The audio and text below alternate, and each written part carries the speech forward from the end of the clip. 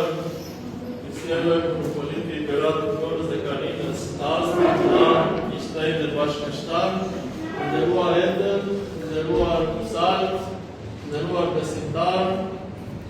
Është një kënaqësi e madhe që të jemi sot këtu të gjithë të bletur së bashku me ftesën e çmuar të vëllait tim të dashur, mitropolitit tuaj dhe atit tuaj të dashur, për të nderuar një tjetër atë të dashur, Episkopin e Apollonisë, Sirsin e tij Kozmaj, i cili edhe pse jam bërë tashmë 26 vjet nga ndërimi i tij, vazhdon të rezatoj, vazhdon të na mësoj, vazhdon të na udhëzoj, edhe vazhdon që të na mbledh të gjithëve së bashku.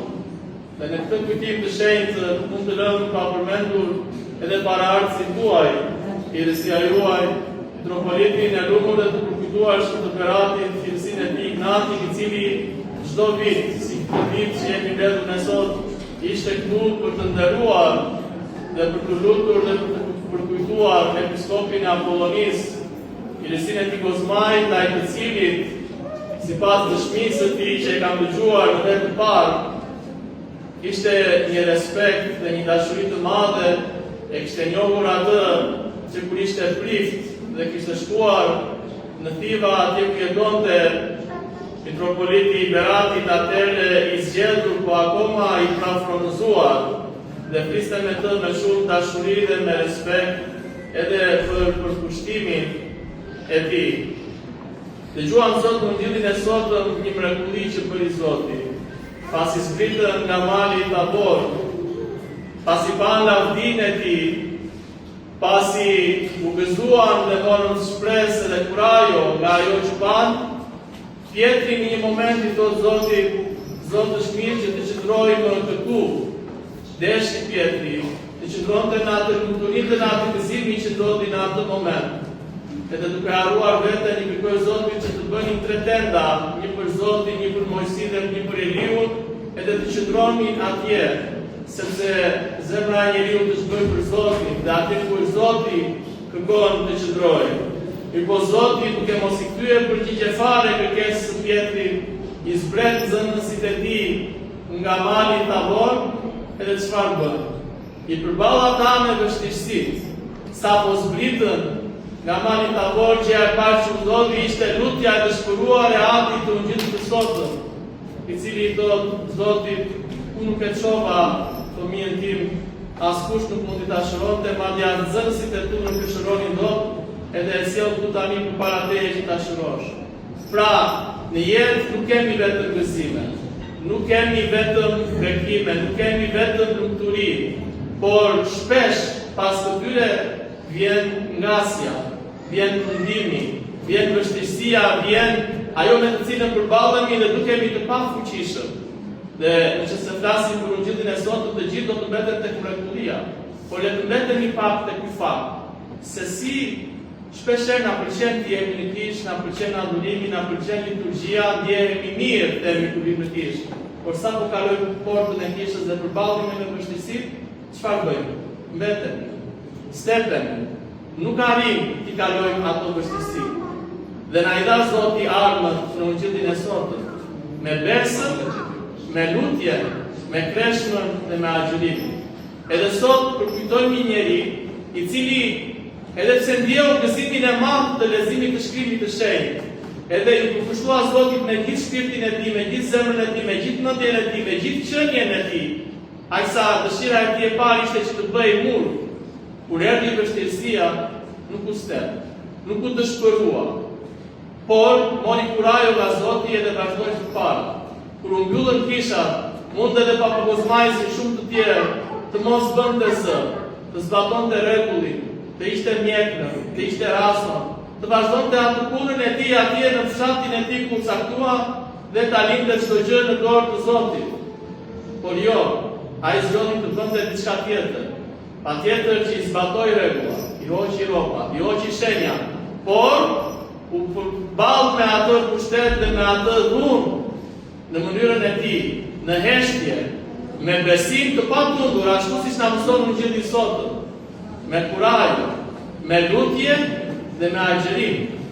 Dhe pagëzoi besimtarët, i kurorëzoi ata, u bë shembull për ata, dhe në asnjë moment nuk u shkëput prej tyre. Dhe obi sot nga një qytet në të cilin jo vetëm si këtu në Vlorë, por edhe ati ai edhe jetoi edhe punoi dhe u lidh me njerëzit. Dhe ju bëri atyre shërbesat atje po ata kishin nevojë dhe ju preu mistere. Edhe një zotëri atje në Korçë një ditë më solli një zakë dhe tha, janë disa fotografi ersi. Edhe i mora ato fotografi dhe i pash. Dhe së shikoja, ishin fotografit nga mesha e parë që ishte bërë në kishën e Shëntanasit në Korçë. Dhe do më thoni i cili ishte prifti që me shonte. Ishte Papa Kozmari. Pra nga Pestrova në Korçë. Dhe jo me rrugët dhe me mundësit dhe me mjetët që kemi sonë. Dhe jo vetëm në atë moment kur lejua besimi, por për gjatë gjithë përndjetjes.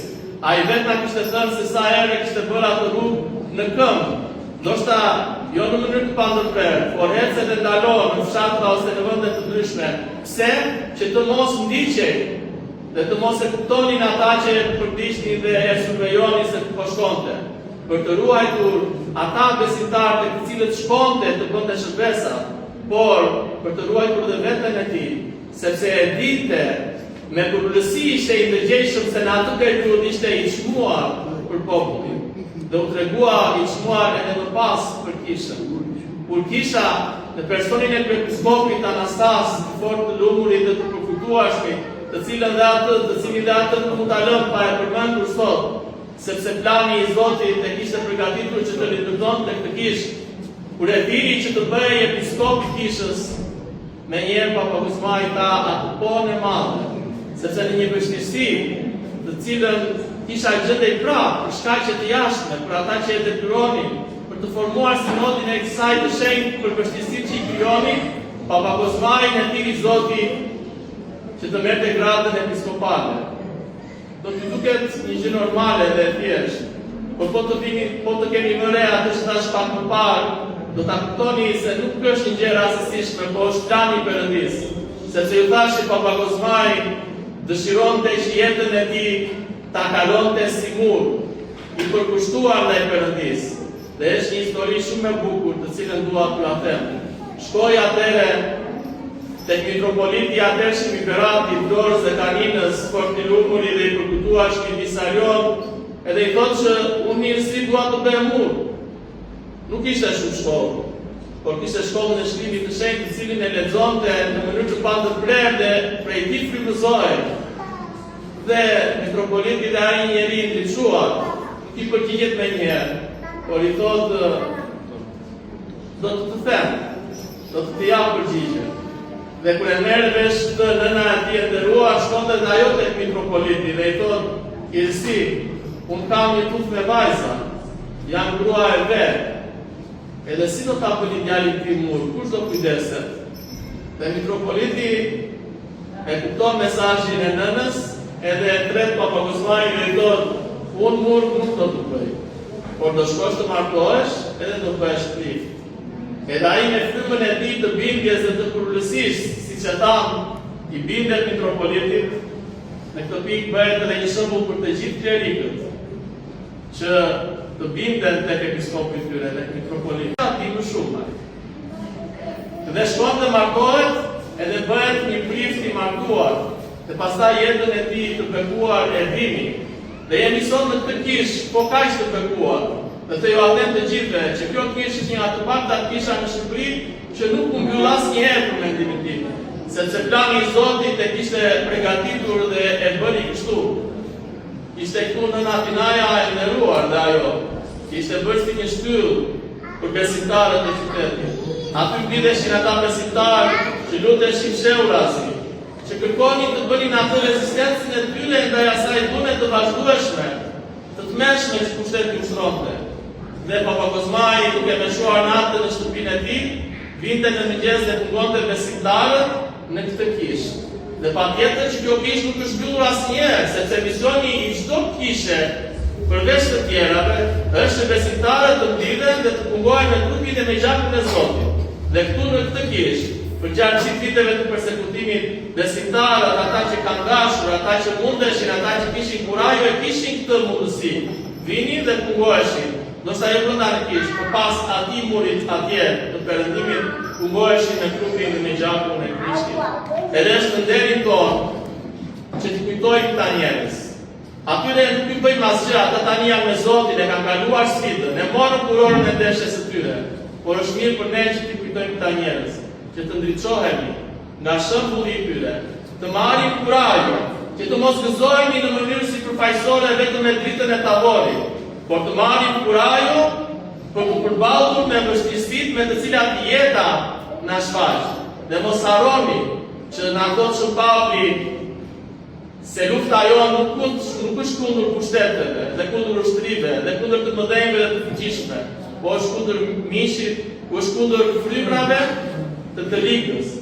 Është kundra atyre gjërave që kërkojnë të na devijojnë nga besimi jonë. Edhe sot, kështu është. Po të shikoni, shumë ligje, shumë diskutime, bëhen pikërisht për këtë gjë, që të na devijojnë nga e vërteta dhe nga besimi ynë.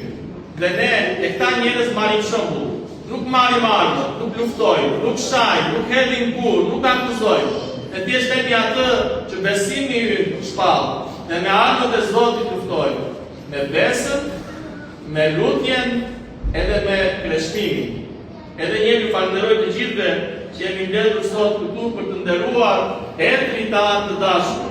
Dua të falenderoj sërish Irsi Astin, i cili vazhdon këtë rrugë që mitropoliti ynë i përkujtueshëm Ignati e vazhdoi dhe është këtu në këtë kishë të bekuar sot për të përkujtuar Papagosmajin. Ju falenderoj Irsi, ju falenderoj të gjithëve, të rojmë edhe ta kujtojmë, edhe të jemi gjithmonë në bekimet e tij.